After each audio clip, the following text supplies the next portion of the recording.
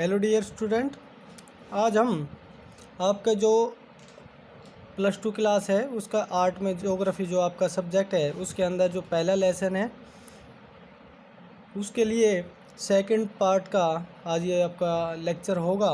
और इसके अंदर हम जो आपका जो टाइटल है मानव भूगोल, उसकी प्रकृति क्या है, क्या उसके क्षेत्र हैं, उपक्षेत्र हैं, इस बारे में आज पढ़ेंगे। और इसके समय जब आपको बताएं कि जो मानव भूगोल है, जो आपकी +1 की क्लास होती है उसके अंदर जो आपकी बुक्स हैं ज्योग्राफी की, उसके अंदर आप मानव भूगोल की जगह भौतिक भूगोल, क्योंकि भूगोल के 2 पार्ट होते हैं, एक तो मानव भूगोल, एक भौतिक भूगोल। भौतिक भूगोल पिछली कक्षा में रहा आपका, अब की बार जो है वो मानव भूगोल है। और मानव भूगोल के अंतर्गत आप मनुष्य और प्रकृति, इनके बीच में जो संबंध है, मनुष्य और जो प्रकृति है इनके बीच के अंदर जो संबंध है उसको हम पढ़ेंगे कि किस प्रकार जो प्राकृतिक संसाधन हैं उन सब का प्रयोग करके मनुष्य अपनी तकनीकी के द्वारा जो प्राकृतिक संसाधन है वो उसको किस प्रकार अपने अनुसार उसका उपयोग करता है, अपनी आवश्यकताओं की पूर्ति करते हुए एक विकास के स्तर पर, विकास के उच्च स्तर पर उस चीज़ को लेके जाता है। इनके जो क्रियाओं के, मनुष्य की क्रियाओं और प्रकृति के संसाधनों के जो आपसी जो संबंध है उन सब का जो अध्ययन किया जाता है ये मानव भूगोल के अंतर्गत आता है। और मानव भूगोल के अंतर्गत जो क्षेत्र हैं उसमें हम नागरिक भूगोल, जनसंख्या भूगोल, आर्थिक भूगोल, आवास भूगोल, राजनीतिक भूगोल, ये सभी मानव भूगोल है, उसके क्षेत्र है। एक चीज़ और बता दें बच्चों कि मानव भूगोल के साथ साथ आपने ये चीज़ें देखो एक बार, क्षेत्र क्या, इसके अंदर क्या क्या पढ़ेंगे हम।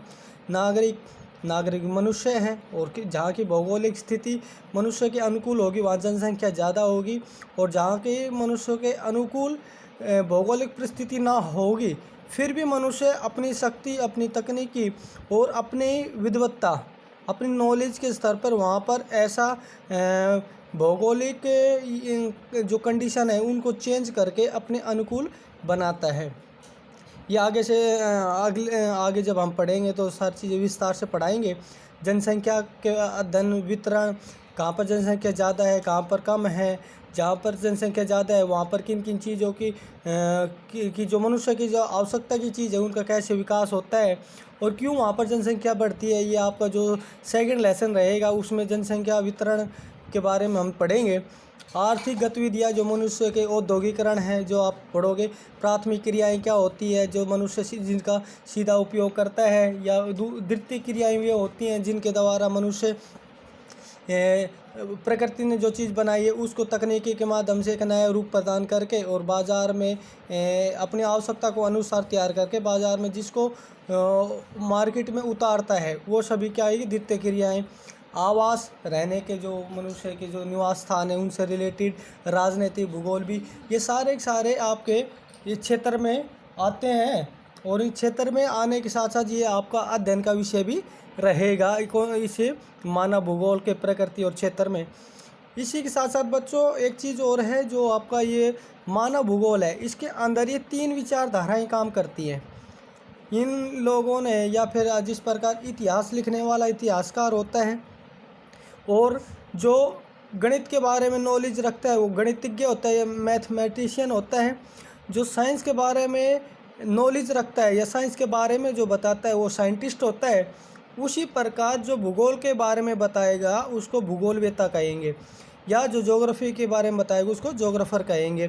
तो उसी प्रकार जो भौगोलिक जो विचारधारा है, मानव भूगोल से संबंधित जो भौगोलिक विचारधाराएँ रहीं उनके अनुसार ये नियतिवाद विचारधारा, संभववाद विचारधारा और नवनिश्चयवाद या मध्यमवाद की विचारधारा, ये अलग अलग भूगोलवेत्ताओं ने अपने अपने अनुरूप उनको परिभाषित करने का प्रयास किया है।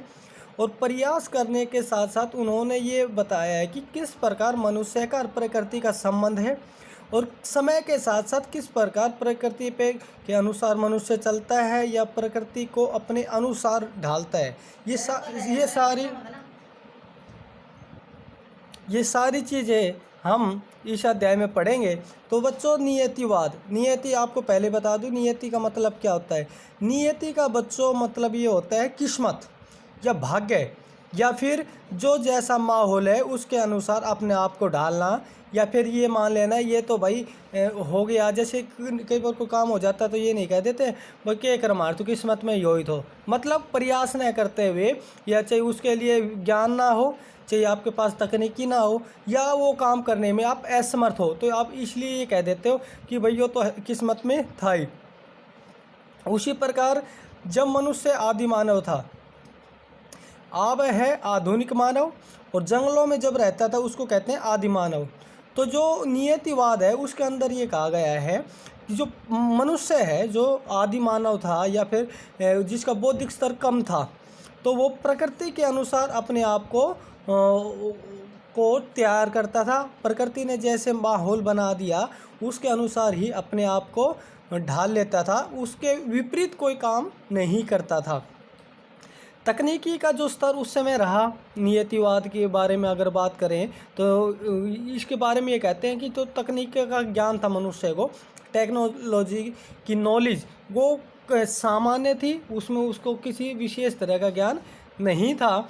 साथ साथ मानव का जो विकास का स्तर था या बौद्धिक स्तर था या नॉलेज का जो स्तर था वो सामान्य था, वो कुछ बड़े स्तर पे सोच नहीं सकता था, और वो एक आदिम व्यक्ति से ले जंगली व्यक्ति की तरह जंगलों में रहकर कंदमूल ये सब चीज़ें खा पी के, ये सभी चीज़ों को खा पी के वे अपनी गुजारा करता था। साथ साथ जो प्राकृतिक प्रकोप होता था, ज़्यादा बारिश हो, भूकंप हो, इन सभी चीज़ों को वो एक प्रकार से डर के रूप में, भय के रूप में देखता था। जैसे मान लेते हैं जब बारिश आती है तो उसके पास बौद्धिक स्तर कम है, तकनीक ज्ञान नहीं है उसके पास, तो वो छाते का प्रयोग की जगह वो बारिश में भीग जाएगा, या फिर ये कहेगा कि बारिश तो भाई प्रकृति का प्रकोप है। तो इस तरह की अज्ञानता का या तकनीकी अभाव के कारण मनुष्य उस दौर में प्रकृति पर ही निर्भर था, और प्रकृति पर जो प्राकृतिक संसाधन है उसका ही वो निम्न स्तर पर प्रयोग करता था। और ये पर्यावरण, ये जो नियतिवाद है इसको पर्यावरण निश्चयवाद भी कहा गया है। ये पर्यावरण निश्चयवाद, ये दूसरे रूप में भी इसको आप बोल सकते हो। और पर्यावरण निश्चयवाद के बारे में जिन्होंने परिभाषा दी या विचारधारा जो लेके आए वो रेडजेल, रिटर और हेमबोल्ट।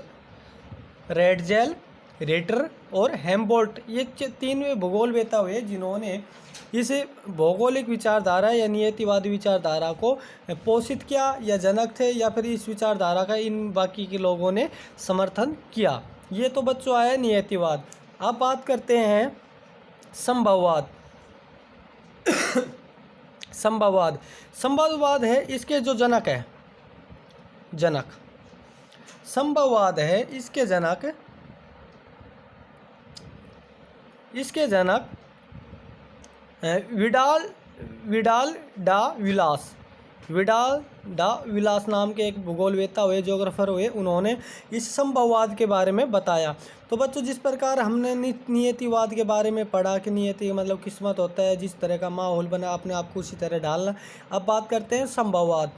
संभव का मतलब होता है मुमकिन, जो हो सकता है या जिसको कर सकते हैं, या जिसको अपनी बुद्धि की मदद से, नॉलेज की मदद से, तकनीकी की मदद से, या भविष्य में जिसके संकल्पना ये हो कि वो भविष्य में इस चीज़ को हम इस तरह इस्तेमाल कर सकते हैं, या जो चीज़ें हमें ये लगता है कि ये वेस्ट है, जिसका हम प्रयोग नहीं कर सकते, ये हम किस काम का नहीं आते, तो अपना बौद्धिक स्तर और तकनीकी की मदद से उसको एक नया रूप प्रदान करना, तो मतलब जो होने की संभावना में वो संभववाद की श्रेणी में आता है। तो अब इसमें क्या है, समय के साथ साथ मनुष्य का क्या हुआ, विकास हुआ, और समय के साथ साथ जब मनुष्य का विकास हुआ बौद्धिक स्तर में भी और बौद्धिक स्तर में भी, और साथ साथ उसका तकनीकी के स्तर में भी, और आपको पता है आवश्यकता आविष्कार की जननी होती है। जब धीरे धीरे मनुष्य ने आवश्यकताएं महसूस की गई किसी भी प्राकृतिक आपदा से या बचने के लिए या अपने सुविधाओं को बढ़ावा देने के लिए, तो इस तरह के जो हालात पैदा हुए उनकी वजह से उन्होंने एक नई चीज़ें जो प्राकृतिक संसाधन उनके पास थे उनको तकनीकी ज्ञान की वजह से अपने अनुकूल बनाया। तो मतलब क्या, वो चीज़ें संभव हो पाई। और इसमें मनुष्य प्रकृति को अपने अनुसार ढालता है। किसमें? संभववाद में प्रकृति के अनुसार अपने आप को ढालता है तकनीकी की मदद से, और प्रकृति पे विजय पाने का वो प्रयास करता है। प्रकृति को अपने अनुसार ढालने की कोशिश करता है, अपने अनुरूप प्रकृति का माहौल बनाने की कोशिश करता है। प्रकृति संसाधनों का इस्तेमाल तकनीकी से अपने अनुकूल बनाता है। और प्रकृति के का सामना कौन? संभववाद में करता है। इसके बच्चों एक उदाहरण आप ले सकते हैं, जैसे गर्मी है, गर्मी व्यक्ति को लग रही है। अगर हम नियतिवाद में होते तो गर्मी का ये होता, भाई गर्मी है तो मनुष्य ने अपने आप को उसके अनुसार या सहन शक्ति बनानी पड़ेगी। लेकिन आज के समय में अगर उसको गर्मी लगती है तो वो एसी या कूलर का उसने निर्माण किया। मतलब क्या, जो प्रकृति ने जो प्राकृतिक स्थिति बनाई या बनी उसको चेंज करते हुए उस माहौल को अपने अनुकूल बना लिया। जैसे सर्दी है, सर्दी के अंदर जब ठंड ज़्यादा होती है तो मनुष्य क्या करता है? हीटर चला लेता है। उसके क्या हुआ? जो प्रकृति ने हालात तय किए उसके विपरीत काम कर रहा है। मतलब अपने को बड़ा सिद्ध करने की कोशिश कर रहा है, अपने तकनीकी ज्ञान को ज़्यादा अहमियत दे रहा है, और प्रकृति है उसके साथ बैलेंस न करते हुए उसके पे विजय पाने की कोशिश करता है। तो ये बच्चों संभववाद में इस तरह की प्रकृति होती है, संभववाद में इस तरह की धारणाएं या इस तरह का उन लोगों का मानना है। तो आज के लिए बच्चों इतना ही। कल के वो में हम बात करेंगे नवनिश्चयवाद और वो जो मानव भूगोल है उसकी प्रकृति के बारे में विस्तार से बताएंगे। आज के लिए बच्चों इतना ही। धन्यवाद।